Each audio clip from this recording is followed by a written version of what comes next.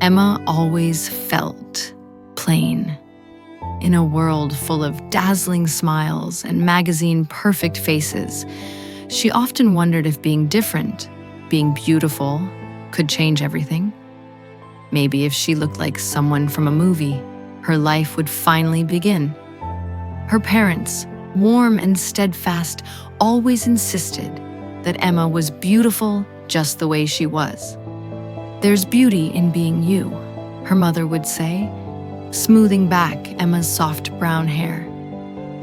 "You don't have to look like anyone else to be special," her father would remind her with a proud smile. But no matter how often she heard it, Emma couldn't shake the feeling that she wasn't enough. She longed for the effortless attention the most glamorous girls at school seemed to command with just a glance. It's not that Emma was lonely, far from it. She had a small, wonderful group of friends who shared inside jokes, who had secret handshakes, who made her laugh so hard her sides hurt. With them, she could forget her insecurities and live in the moment. But when the laughter faded and she was alone with her thoughts, the doubt crept back in like a whisper. If only I looked different. One rainy afternoon while walking home, Emma spotted something curious left at the curb, a mirror. It wasn't just any mirror, it was ornate, with a frame that twisted like golden vines, chipped but still beautiful, like something a princess might own. Without thinking, Emma dragged it home, cleaned off the dirt, and propped it against her bedroom wall. That night, she gazed into the glass, tracing her reflection with her eyes. If only my eyes were blue, bright and sparkling like sapphires. As the thought drifted through her mind, she gasped. Her brown eyes shimmered, then shifted to a deep, brilliant blue. Heart hammering in her chest, Emma blinked, rubbed her eyes, stared again. It must be a trick, she thought. But the next morning, the mirror's magic proved real. Her eyes were still blue. At breakfast, her parents stared at her, wide-eyed and speechless. At school, whispers followed her through the halls. "Whoa, did you see Emma?" Her eyes, they're stunning. For the first time, Emma felt the intoxicating warmth of attention based on her appearance. That night, alone with the mirror, temptation gnawed at her. If it changed my eyes, what else could it change? She imagined herself with fiery red hair, and before her very eyes, her hair bloomed into vibrant waves of crimson. She thought of glossy black hair, shimmering purple locks. Each thought reshaped her with dazzling ease.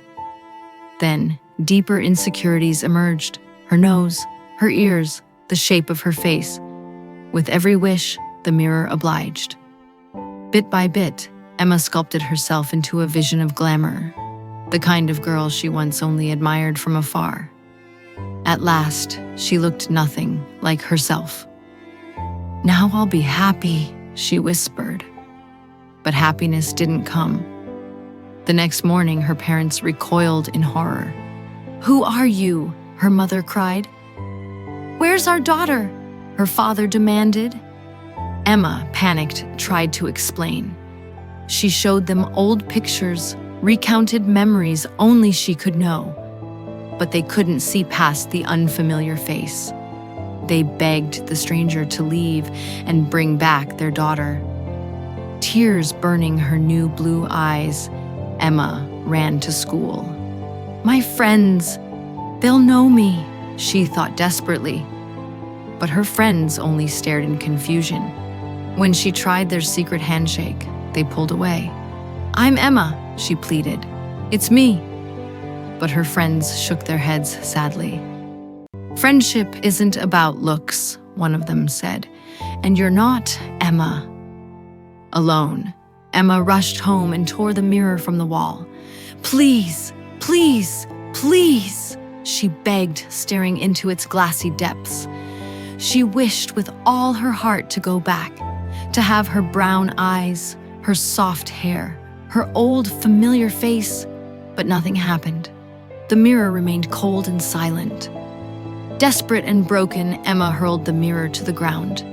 It cracked, a spiderweb of fractures splintering across its surface. As she turned away, defeated, she didn't see what the broken mirror now showed. Inside the glass, a girl with brown eyes and soft brown hair was pounding against the barrier, her mouth open in a silent scream. The real Emma, trapped, still alive, still fighting to be seen, but no one could hear her.